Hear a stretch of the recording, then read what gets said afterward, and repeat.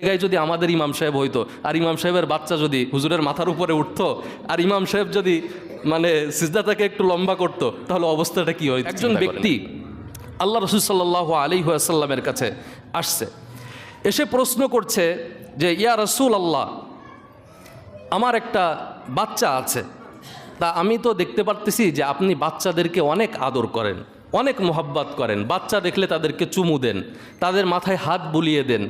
তো আমি তো বাচ্চা কাচ্চা দেখলে কখনো চুমু দিই না, আমার যে বাচ্চা আছে তাদেরকে কখনো কাছে জড়ায় ধরে আমি কখনো চুমু দিই না।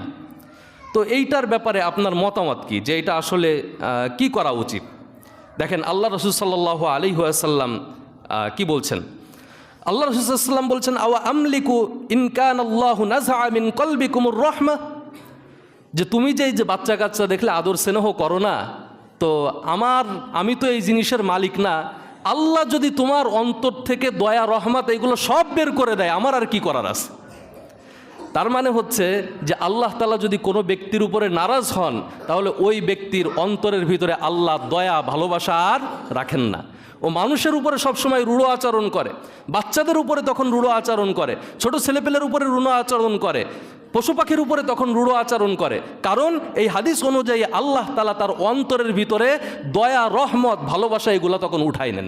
তো আল্লাহ রাসূল বলছেন, তুমি যে এই যে বাচ্চাদের দেখলে আদর করো না, চুমু দাও না, আল্লাহ তো তোমার অন্তরের ভিতর থেকে ভালোবাসা সব উঠাই নিছে, তাই এতে আমার দোষ কি? আমার অন্তরে আল্লাহ ভালোবাসা দিছে, রহমত দিছে, এই জন্য আমি বাচ্চা কাচ্চা দেখলে ভালোবাসি, তাদেরকে আদর স্নেহ করি, তোমার অন্তরের ভিতর তো এটা নাই। সুতরাং আল্লাহর কাছে চাও, আল্লাহ যাতে তোমার অন্তরের ভিতরে একটু দয়া রহমত এগুলো পয়দা করে। আমরা এই যে ছোট বাচ্চা কাচ্চাদেরকে দেখলে তাদেরকে আমরা দূর দূর করে তাড়াই দিয়ে আসি না, তাদের সাথে আমরা রূঢ় আচরণ করি না, এটা কিন্তু উচিত না।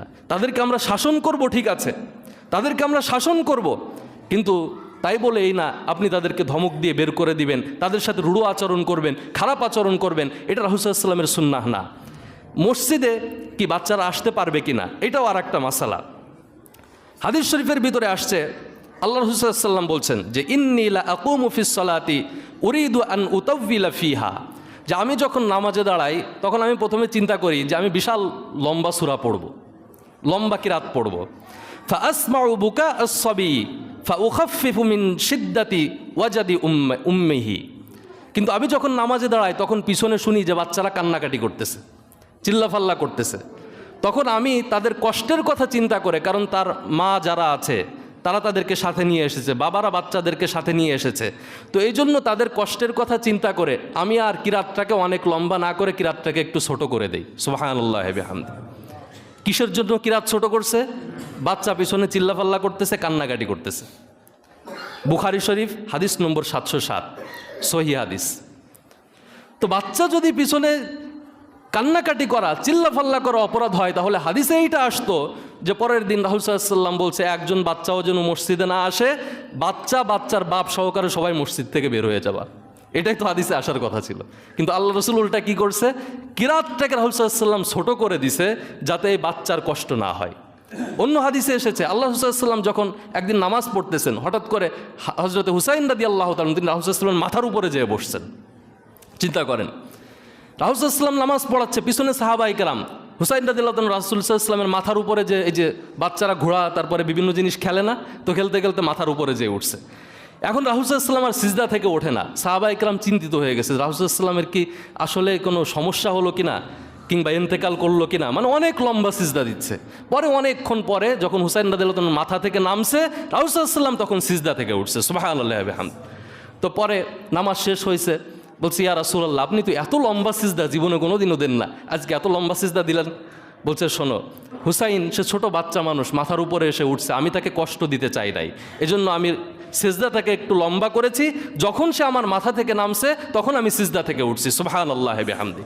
এবার চিন্তা করেন, এই জায়গায় যদি আমাদের ইমাম সাহেব হইতো আর ইমাম সাহেবের বাচ্চা যদি হুজুরের মাথার উপরে উঠতো আর ইমাম সাহেব যদি সিজদাটাকে একটু লম্বা করতো, তাহলে অবস্থাটা কি হইতো চিন্তা করেন একবার। ইমাম সাহেবের চাকরি ওই দিনই শেষ, যে হুজুর নিজেও আসে বাচ্চা কাচ্চারে এনে পুরা মসজিদের ভিতরে 12টা বাজায় ফেলছে। তো প্রিয় ভাইয়েরা, এই বিষয়গুলো আমাদের এইগুলা হচ্ছে সহমর্মিতা, নিজেদেরকে মানায় নেওয়ার বিষয়। বাচ্চা কাচ্চা আসবে, কিন্তু বাবা মারও একটা দায়িত্ব আছে। আপনি আপনার বাচ্চাকে সাথে রাখবেন, সে যাতে পিছনে দৌড়াদৌড়ি না করে, সে আপনার কাতারের পাশে আপনার সাথে দাঁড়ালো, দাঁড়িয়ে সে যাতে সুন্দরভাবে নামাজ পড়ে, চিৎকার না করে, আপনি সর্বোচ্চ চেষ্টা করবেন, তাকে বাড়ি থেকে বুঝায় নিয়ে আসবেন। আল্লাহ তাআলা আমাদেরকে তৌফিক দান করুক। আমাদের সৃষ্টির প্রতি যে দয়া, সহমর্মিতা, ভালোবাসা, এগুলোর জন্য আল্লাহ তাআলা আমাদের অন্তরে বৃদ্ধি করে দেন। হাযা মা ইলমি ওয়া ইনদাল্লাহি তাওয়াক্কালতু আলাইহি ইউনিব। আসসালামু আলাইকুম ওয়া রাহমাতুল্লাহি।